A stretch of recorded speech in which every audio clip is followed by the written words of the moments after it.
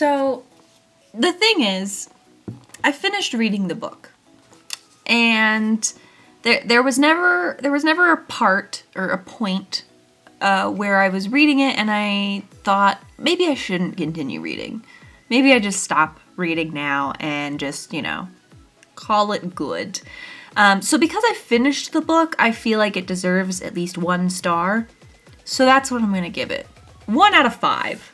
1 out of 5 stars. I don't necessarily think I would recommend it to anybody, purely because it is a series. This is book 1, and there's no resolution, really. Even them getting together isn't a resolution, because guess what?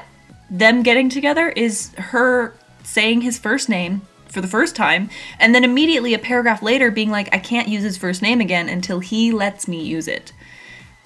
Their kiss, not even touching. Their lips and their tongue touching, but nothing else touching. So them getting together, really unsatisfactory. There's so many things that we don't know by the end of it. To recap, codes, we don't know what they do. We don't know who has them. That mystery computer person who's better than her, we don't know who they are. We don't know why it seems like they are helping her, because they do kind of seem to be helping her throughout it. We don't know what's going on with the mob war, like if it's really happening. We don't know what the deal is with the mystery of all the little girls being kidnapped. By the way, the main character, she was one of those little girls who was kidnapped, but she just so happens to be the only one who gets returned safely. It's the thing, it's whatever. Spoiler alert, the reason he wants to kill her is because when she was 2 years old, she was kidnapped. His younger sister was also kidnapped. She came back, his younger sister didn't, but that's not why he hates her and wants to kill her. Oh, no. He witnessed a big meeting of these mob men, but her being a 2-year-old little girl who's described more like a smaller baby, not like a 2-year-old. She's on the table where all these men are, and then his dad, who's super pissed that his daughter is missing, pulls a gun and is like, I'm gonna shoot this baby.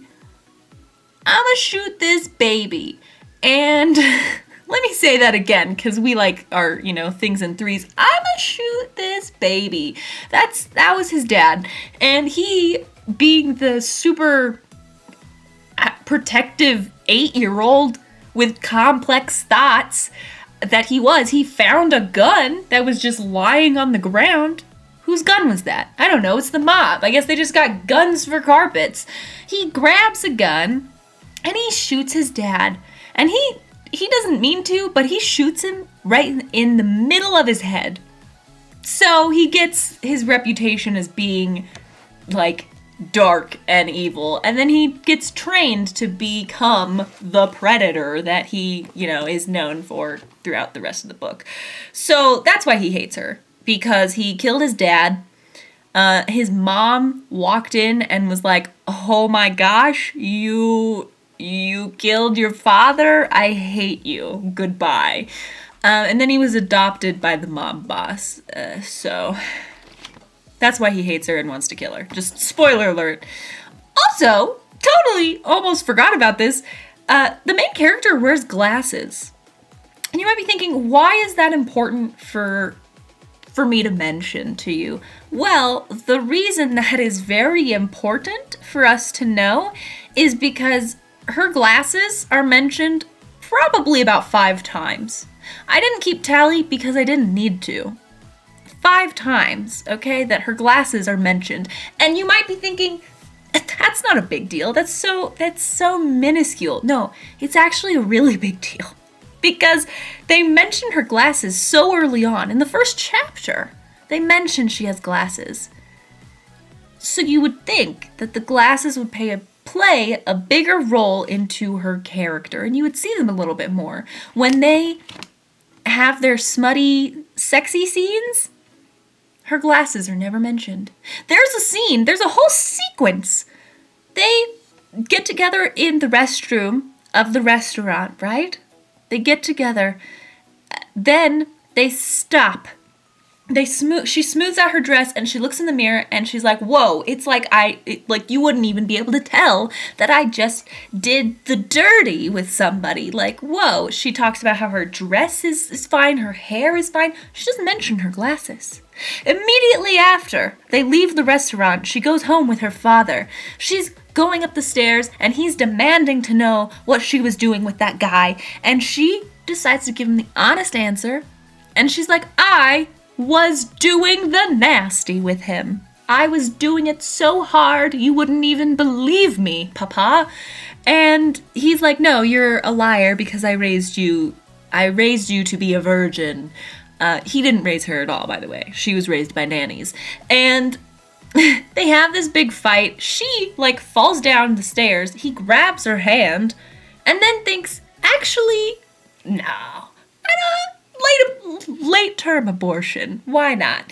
And she's 24, by the way. And she falls down this marble staircase, probably breaking or at least bruising some ribs. And she decides to then go to the predator's house. And she stays with him there. And she takes a shower, and she mentions taking off her clothes. She never mentions taking off her glasses. She fell down the stairs. There was no mention of her glasses breaking or like her picking up her glasses. The reason this is important is because the next morning, maybe it's the next morning? No, it's not the next morning. The reason this is important is because a couple mornings later, so she's been staying at the predator's house at this point. She's been staying with him. A couple mornings later, he's like, hey, come downstairs. We got places to be. She goes, he's on his motorcycle, because of course he rides a motorcycle. He hands her a helmet, and he's like, you should take your glasses off. I'm sorry, what glasses? She wasn't wearing glasses. What? When was she wearing glasses? She wears glasses, but we never hear about them. This was one of the rare occasions. This was like mention number 2 in the book, okay? This was mention number 2 that she wears glasses. Stick with me now. So she takes her glasses off. And then she puts them back on, and that's mention 3. When, they get off the motorcycle, she puts them back on. But when they leave that second location to go back, it doesn't mention the glasses again. But so that's 3 times that the glasses are mentioned. I already remember 3 times that the glasses have been mentioned. 3 of the 5 times that the glasses were mentioned. I just feel like there were more opportunities for the glasses to be mentioned, and they weren't. I'm really stuck on this, and I don't know why. I'm gonna move on from that. Ultimately, all you need to know is that this book is not something that you should read. Unless you really, really want to. If you really, really want to read it, go ahead and read it. I'm not going to stop you. But it's, I read it, so you don't have to, basically. It's 303 pages that I will never be able to unread.